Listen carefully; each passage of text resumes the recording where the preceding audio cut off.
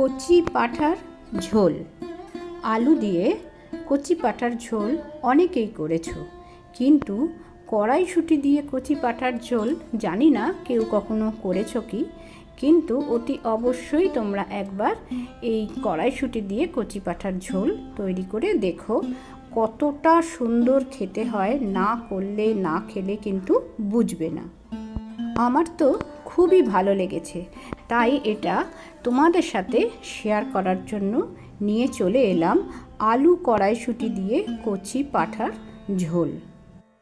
আর আমার মতো করে করতে গেলে এই রেসিপিটার ভিডিও কোনো রকম স্কিপ না করে কিন্তু তোমাদের দেখতে হবে।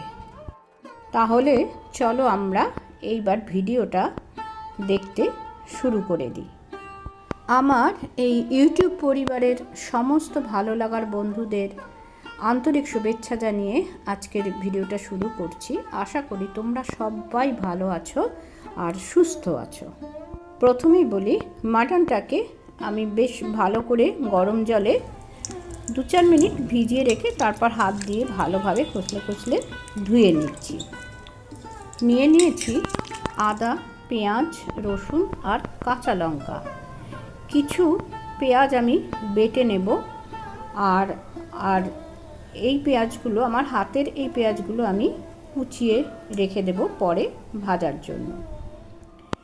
বেটে রাখা আদা, পেঁয়াজ, রসুন, কাঁচা লঙ্কা আমি মাটনের সাথে আমি মিশিয়ে নেব।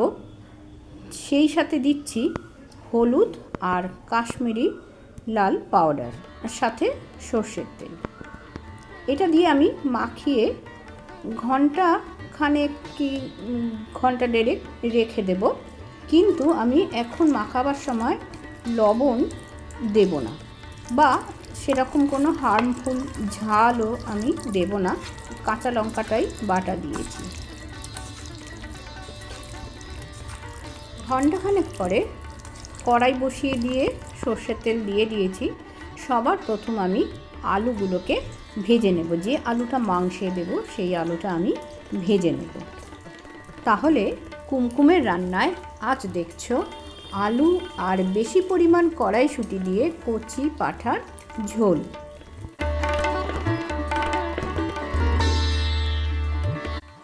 আলু ভাজার সময় একটু শুধু হলুদ দিয়েছি আলুটাকে কালারফুল করার জন্য।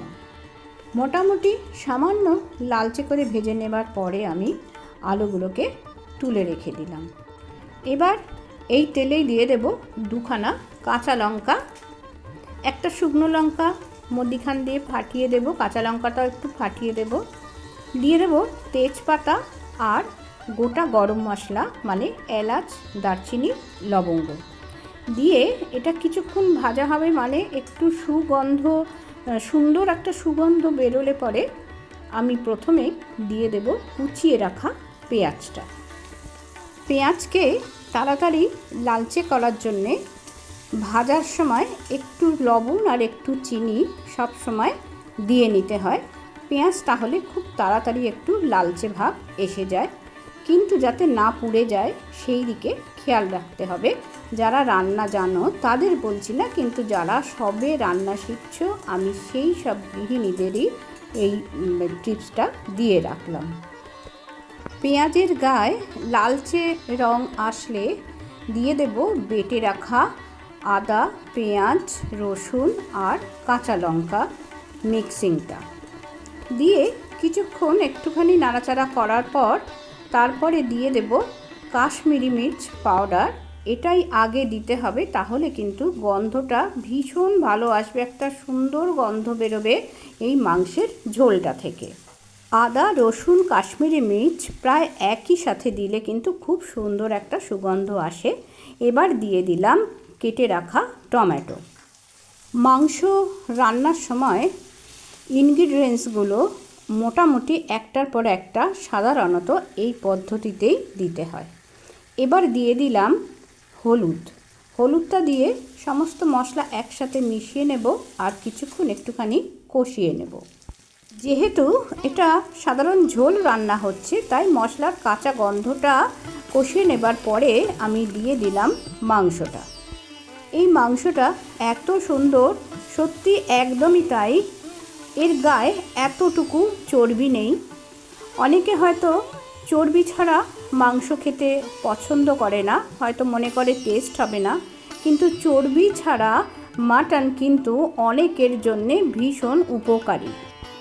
এবারে ভাজা মশলা একটু দেব। ভাজা মশলা মানে ধনে, জিরে, মৌরি আর গোটা গরম মশলা একসাথে ভেজে গুঁড়িয়ে রাখা সেই মশলাটা আমি ছোট চামচের 2 চামচ দিয়ে দিলাম। ব্যাস, মোটামুটি আর কোনো মশলা লাগছে না। সাধারণ এই কটা মশলাতেই ঝোলটা রান্না হয়ে যাবে। তবে আর একটুখানি কষিয়ে নেব। যেহেতু এটা কষা রেসিপি নয়, তাই একেবারে ড্রাই করে আমি কষাবো না। এইবার আমি দিয়ে দিলাম ফেটিয়ে রাখা একটু টক দই। এবং মাংস রান্নাতে, এই মাটন রান্নাতে কিন্তু টক দইটা এতক্ষণ বাদেই কিন্তু দিতে হবে। সমস্ত মশলা কষিয়ে নেবার পরেই কিন্তু মাটনে টক দইটা মেশাবার কিন্তু নিয়ম। টক দই প্রথম দিকে দিলে কিন্তু মাটন সিদ্ধ হতে অনেকটাই সময় লাগে। যারা নতুন রান্না শিখছো তারা কিন্তু এই ছোট্ট টিপসটা মনে রেখে দেবে মাটন রান্নার সময়। সে তোমরা কষা রান্না করো আর ঝোল রান্নাই করো। দিয়ে দিলাম এইবার ভেজে তুলে রাখা আলুগুলো, দিয়ে সব একসাথে বেশ ভালো করে কষিয়ে নিচ্ছি। এবার দিয়ে দিচ্ছি বেশ খানিকটা মটরশুঁটি। মটরশুঁটিটা কিন্তু কোনো ফ্রোজেন মটরশুঁটি নয়, একেবারে টাটকা মটরশুঁটি দিয়ে কিন্তু এই মাটন ঝোল মানে কচি পাঁঠার ঝোলটা কিন্তু রান্না করতে হবে। তার মানে নতুন আলু আর টাটকা নতুন কড়াইশুঁটি দিয়ে কিন্তু আজকের কচি পাঁঠার ঝোল রেসিপিটা তৈরি হচ্ছে। এই চর্বি ছাড়া মাটন রান্না কিন্তু যে কোনো বয়সের মানুষরা কিন্তু খেতে পারে। এমনকি যাদের রেড মিট খাওয়া বারণ আছে তারা কিন্তু অন্তত মাসে একবার হলেও অল্প করে এই কচি পাঁঠার ঝোল খেতে পারে। তবে সম্পূর্ণ রেস্ট্রিকশন যাদের আছে আমি কিন্তু তাদের জন্য বলছি না। এই এতক্ষণ বাদে কিন্তু আমি দিয়ে দিলাম প্রথমে সামান্য একটু গরম জল। আর সব সময় কিন্তু গরম জলই দেওয়া উচিত।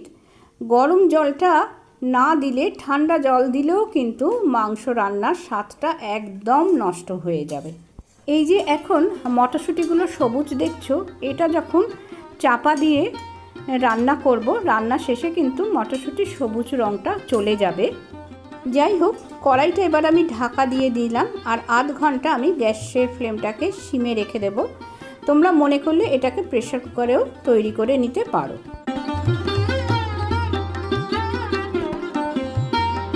মাংসের পিসগুলো ছোট ছোট ছিল, তাই আধ ঘন্টা 35 মিনিটের মধ্যে হয়ে গেছে। আমি গ্যাসের ফ্লেমটা অফ করে দিয়েছি। দিয়ে আমি এবার ওপর থেকে একটু গরম মশলার গুঁড়ো, ঘরে তৈরি করে রাখা গরম মশলার গুঁড়ো ছড়িয়ে দিলাম। আর দিয়ে দেব 2 চামচ ঘি, মানে 4 চামচের 1 চামচ, অর্থাৎ ছোট চামচের 2 চামচ ঘি আমি ছড়িয়ে দেব ওপর থেকে।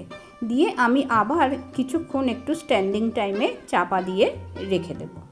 তাহলে চর্বি ছাড়া মাংস আর ঘরে তৈরি মশলা দিয়ে বানানো মাংসের ঝোল, কচি মাংসের ঝোল একেবারে রেডি হয়ে গেছে।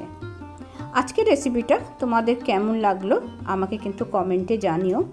এই মাংসটা তোমরা গরম ভাতের সাথে কিংবা গরম গরম রুটির সাথে কিংবা পরোটার সাথেও খুবই ভালো লাগবে। যে কোনো সময়ের জন্যেই তোমরা এটা খেতে পারো।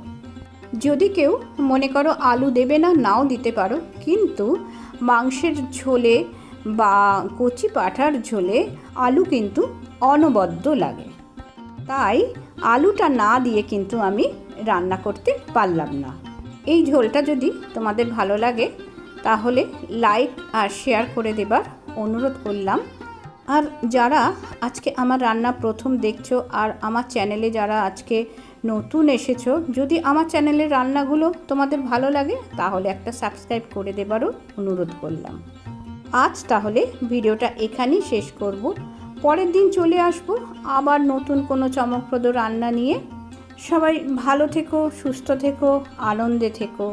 শীত চলে যাচ্ছে, সিজন চেঞ্জ হচ্ছে, এই সময় কিন্তু অসুস্থ হওয়ার সম্ভাবনা থাকে, তাই সবাই কিন্তু সাবধানে থেকো। ধন্যবাদ।